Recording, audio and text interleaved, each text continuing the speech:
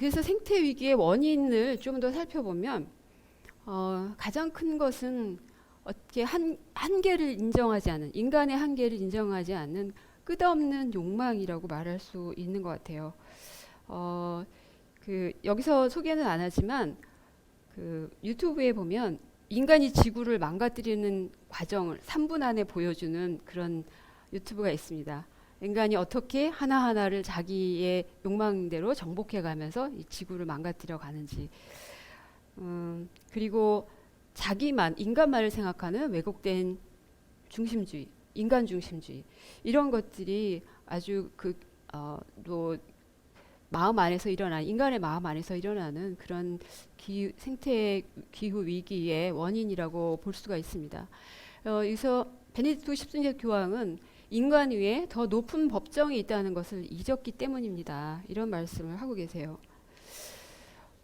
그래서 참된 생태론적 접근은 사회적 접근이 된다, 이렇게 얘기하시고, 참된 생태적 회심은 사회적 회심이 될 수밖에 없다, 이렇게 말씀드릴 수 있겠습니다. 그래서 피조물과 맺는 건전한 관계가 인간의 온전한 회개의 한 차원이다. 그러니까 하느님과 주변 이웃 인간과의 관계를 우리는 많이 성찰하지만 피조물과의 관계를 우리는 성찰을 해야 되겠다, 이렇습니다. 이 부분에 있어서 저희가 이제 이냐시오 영성을 사는 그 CLC 회원으로서 이냐시오 영성은 이 부분에서 어떻게 말씀을 하고 있을까를 좀 보면요. 예, 기초와 원리라고 하는데요. 이것은 영신 수련의 가장 근본이 되는 그런 지침이라고 말할 수 있는데요. 거기서 보면 인간이 태어난 목적은 하느님을 찬미 경배하고 섬기며 이로써 자기 영혼을 구하는 것이다. 그리고 이렇게 구하는데 창조된 목적에 도움이 되는 만큼 세상의 다른 사물을 취하고 방해가 되면 그만큼 버려야 한다. 예. 그리고 이외의 것들에 대해서는 초연해야 된다라는 말씀이 있습니다. 이것은 이 생태적인 죄의 뿌리인 나의 욕심, 이런 것들이 하느님 안에서 이 기준 안에서 볼 때 내가 내 구원에 합당한 것인가 아닌가라는 걸 성찰해 볼 수 있는 것이고요. 또 하나는 우리 인간들에게 하느님께서는 세상을 돌보고 일굴 책임과 사명을 주셨거든요. 그러니까 이 피조물들은 우리가 구원을 향해 나아가는데 도움이 되는 그런 존재이기도 합니다. 예. 이분이 이제 16세기 이분이기 때문에 이게 피조물들에 대한 생각이 우리와 조금 달랐을 수도 있겠다. 그 당시에 이렇게 지금처럼 뭐 우리가 동물을 반려동물 이렇게도 하지 않았을 거고요. 예, 좀 다를 수 있었을 거라는 생각도 들지만 이것이 온전히 인간 중심적인 생각은 아니다라는 것은 이냐시오 성인이 아시시의 프란치스코 성인을 굉장히 존경하고 따르기를 본받기를 원했다라는 거예요. 그렇게 볼 때 이냐시오 성인이 이런 피조물을 인간이 도구화하는 것으로 절대로 그렇게 생각하지 않으셨을 거다라고 저는 그렇게 생각을 합니다. 그래서 인간은 결코 피조물을 함부로 수단화할 수 없고, 또 이렇게 내 마음에 일어나는 것들을 성찰하면서 하면서 생태적 죄를 회개하는데 도움이 될 수 있겠다. 예, 그렇습니다. 그리고 우리 생태적인 회개를 하기 위해서는 가장 기본이 되는 전제가 감사와 무상성이라는 것입니다. 왜냐하면 이 세상의 모든 것들을 하느님께서 우리에게 선물로 거저 주셨다라는 그런 마음이 있을 때 이것들을 제대로 하지 못한 것에 대한 깊은 회심을 할 수 있기 때문이죠. 그래서 이런 것들을 인식할 때 우리의 무책임한 이용과 남용으로 손상을 입었다라는 걸 아파하게 됩니다. 예.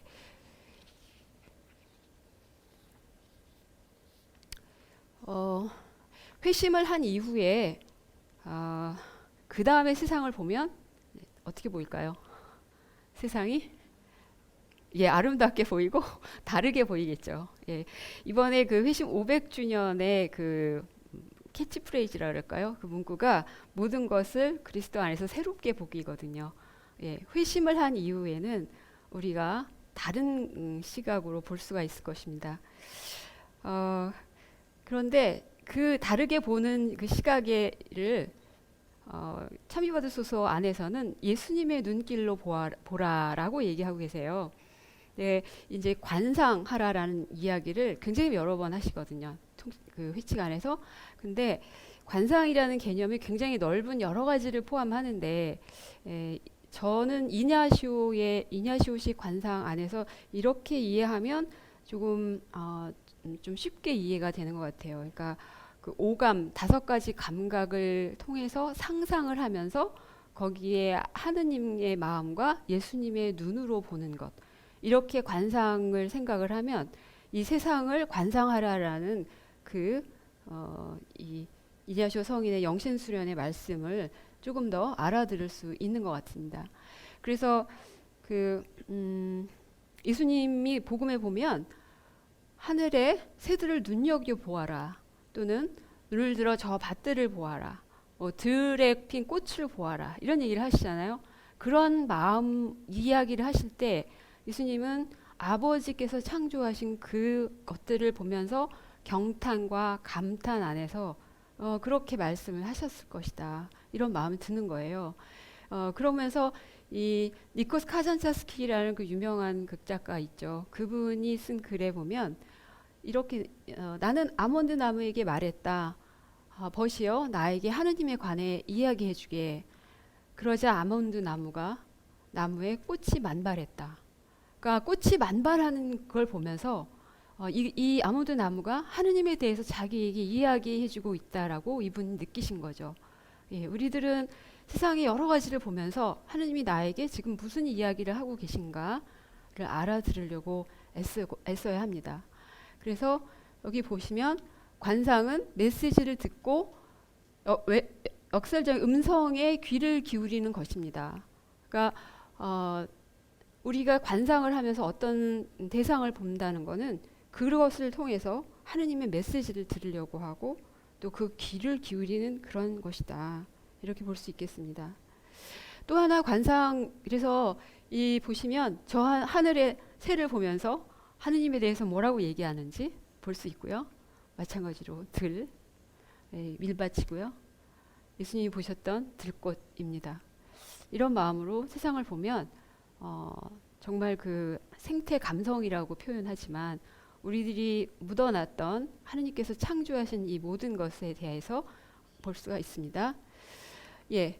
그리고 또 관상을 보는 것 안에서는 깨어진 세상을 그러한 눈으로 바라볼 수가 있습니다. 그래서 이 영신수련에는 강생에 관한 관상이 있는데요.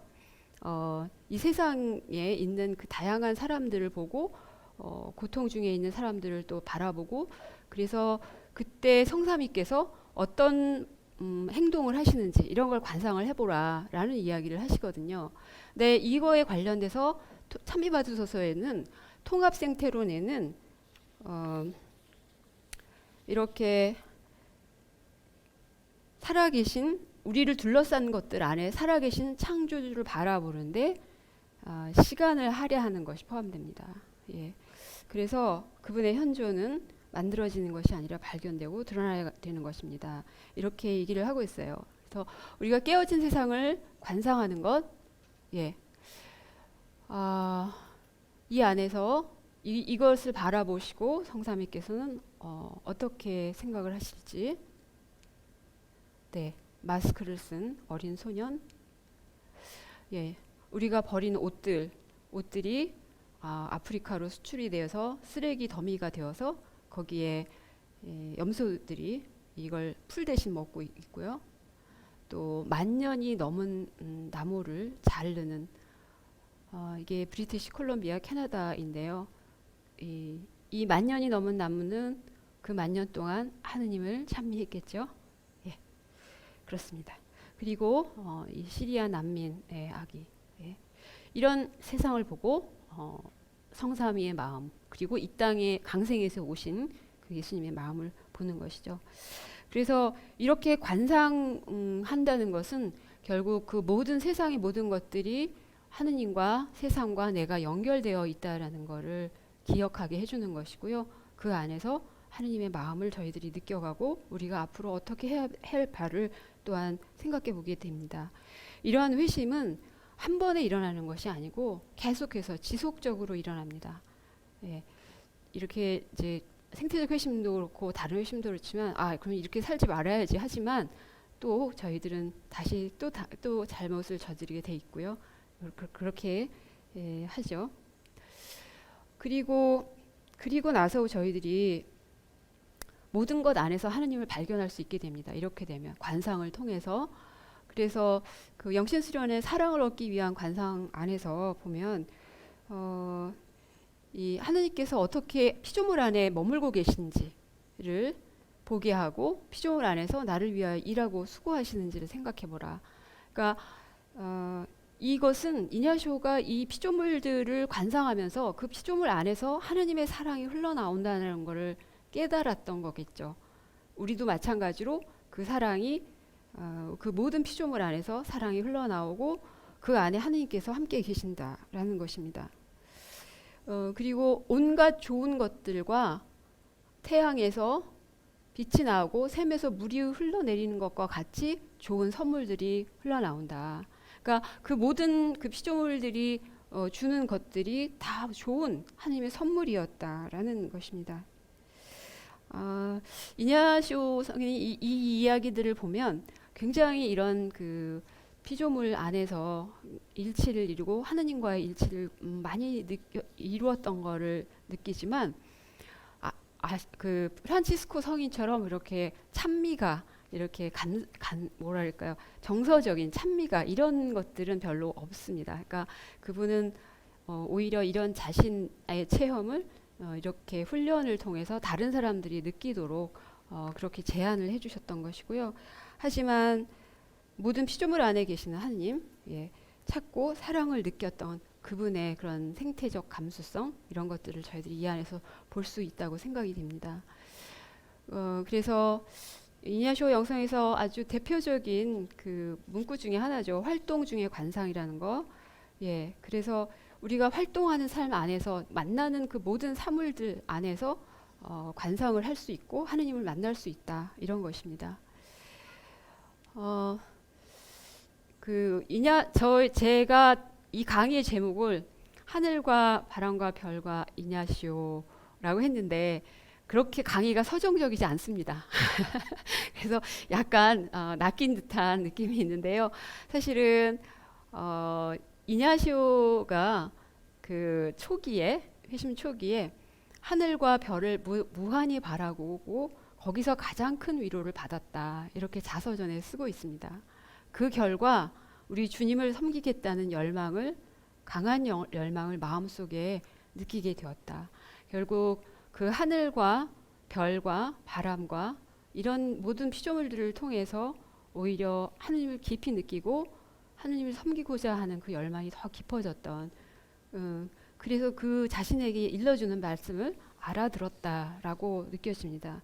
우리가 생태적 회개를 한다는 것은 이런 그 하나님께로 하느님을 더 섬기고 싶은 그 열망이 더욱 커지고 그 사랑을 세상과 나누고 싶어지는 그런 결실로 나아갈 거라고 믿습니다. 이렇게 회심을 한 우리들은 회심은 결과적으로 행동으로 드러나는 걸로 알게 되죠. 마음으로 아무리 회심을 했어도 겉으로 드러나지 않으면 알 수가 없어요. 그래서 저희들이 해야 할 가장 큰 결심은 행동은 새로운 생활 양식을 살아가는 것입니다. 새로운 생활 양식은 기존에 우리가 살아왔던 소비 중심의 그런 삶이 아니고 코로나 이전의 그런 삶이 아니고 새로운 그 생태적인 삶으로 살아가겠다는 것입니다. 그런 거 안에서 덜 소비하고 작은 것 안에서 기쁨을 누릴 수 있는 이런 것을 우린 이미 우리의 영성 안에서 절제라는 덕으로 삼아왔습니다.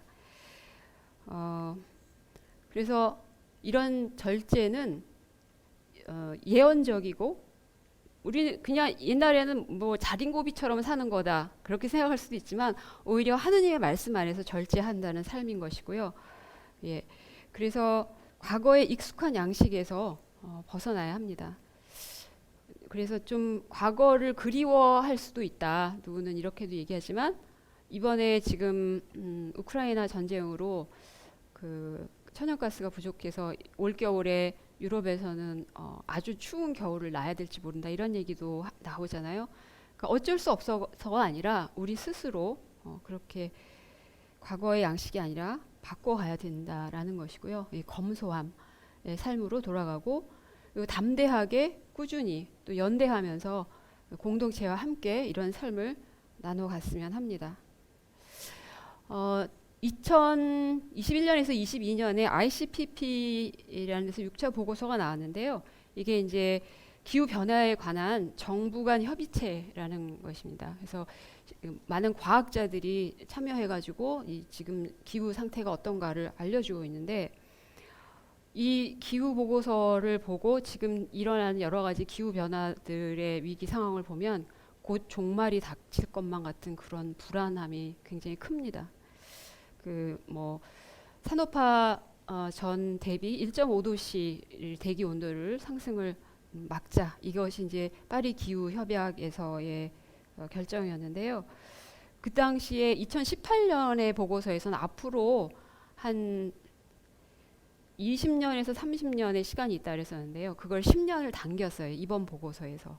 그래서 어떻게 보면 이미 그러니까 그 어떤 지점이 있잖아요. 임계점이라고 하는 거. 이걸 넘어가면 다시는 되돌이킬 수 없다라고 하는 그 티핑 포인트가 이미 지났다라고 주장하는 학자들도 많이 있습니다. 그래서 지금 일어나고 있는 뭐 여러 가지 폭풍들 뭐 이런 거 그리고 또 어떤 분은 이게 30개월 딱 남았다 이렇게도 얘기하고요. 좀 무섭습니다. 그런데 그렇지만 그런 이야기들을 안에서 우리가 절망만 하고 있을 수는 없다라는 것이죠. 우리는 이런 하나님께서 우리에게 요청하시는 이런 그 절제된 미덕 또 함께 나누고 이런 생활로서 저희들이 이 위기를 이겨나갈 수 있도록 해야 됩니다. 때때로 우리가 애쓰는 게 너무 하찮아가지고 이걸로 뭐가 바뀌겠어? 라고 되게 이렇게 비관적이 될 때가 있습니다. 그렇지만 이러한 노력으로 세상을 바꿀 수 없다고 생각하지 말아야 합니다. 예. 저는 그 의인 10명을 기억합니다. 의인 10명을 보고 멸망시키지 않겠다고 하셨던 하느님의 약속. 하지만 그 10명을 찾지 못했었죠. 그렇지만 우리는 그 의인의 10명 중에 한 사람이 되려고 나의 이 노력이 무슨 도움이 될까라는 생각을 하지 않고 그렇게 해갔으면 좋겠습니다. 이 이냐시아는 한 걸음 더, 보다 더의 사람이라고 얘기를 하죠. 마지스라고 표현하는데요. 지금보다 한 걸음 더, 지금보다 조금 더 절제하고 이런 삶을 살려고 애쓰는 것, 그것이 저희가 이냐시안으로 살아가는 그런 것이 아닐까 싶습니다. 그리고 이렇게 살아가는 것이 이 시대의 예언자적 소명을 사는 것이라고도 생각하고요. 예, 저희는 희망하는 사람들이라고 그리스도인이라고 생각합니다. 무지개를 보여주시겠다고 하나님께서 노아에게 약속을 하셨는데요. 무지개는 아무 때나 나타나지 않습니다. 무지개는 그 조건이 딱 맞을 때 잠깐 나타나요. 그 무지개를 보여주실 그 하느님 그 때를 우리는 늘 애써 가야 된다고 생각합니다. 예, Go forth라고 저희들이 많이 얘기해요. 나아가자고요.